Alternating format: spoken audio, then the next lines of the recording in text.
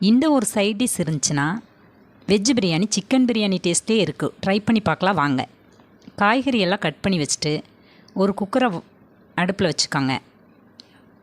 பிரிஞ்சி இலை, ஏலக்காய், சோம்பு, பட்டை இதெல்லாம் போட்டு நல்லா ஃப்ரை பண்ணி விட்டுட்டு இது கூடயே இஞ்சி பூண்டு பேஸ்ட்டு, பச்சை மிளகா, புதினா இதெல்லாம் சேர்த்து அரைச்ச கிரேவியை நல்லா உள்ளே போட்டு ஃப்ரை பண்ணி விட்டுருங்க. அது கூடயே வெங்காயம், பச்சை மிளகா இதெல்லாம் போட்டு நல்லா ஃப்ரை பண்ணி விட்டுட்டு பொடி பொடியாக கட் பண்ணி வச்சுருந்த பீன்ஸு, ஒரு 200 கிராம் பீன்ஸு, ஒரு 200 கிராம் கேரட்டு, இது கூட உங்களுக்கு பட்டாணி, சோயா பீன்ஸு உங்களோட சாய்ஸு. நான் அதெல்லாம் எதுவும் சேர்க்கலை. பீன்ஸு கேரட்டு 2 மட்டும்தான் கட் பண்ணி வச்சுருந்து ஆட் பண்ணி நல்லா வணக்கி விட்டுருங்க.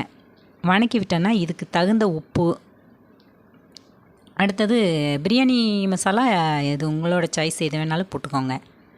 தக்காளி போட்டு நல்லா ஃப்ரை பண்ணி விட்டுட்டு தேவையான உப்பு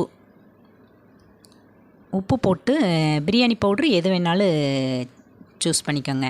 பிரியாணி பவுட்ரு போட்டு ஒரு கலக்கி நல்லா வணங்கிட்டு ஒரு 10 நிமிஷம் வணங்கினேன்ன தேவையான தண்ணி ஊற்றிக்கோங்க.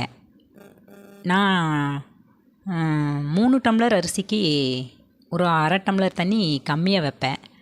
நீங்கள் எப்படி வைப்பீங்களோ அப்படி வச்சுக்கோங்க. கரெக்டாக தண்ணி ஆட் பண்ணிவிட்டு அரிசி கழுவி போட்டு ஒரு விசில் விடுங்க. ஒரு விசில் விட்டால் பிரியாணி தயார். இதுக்கு நான் முட்டை கிரேவி செஞ்சுருந்தேன்.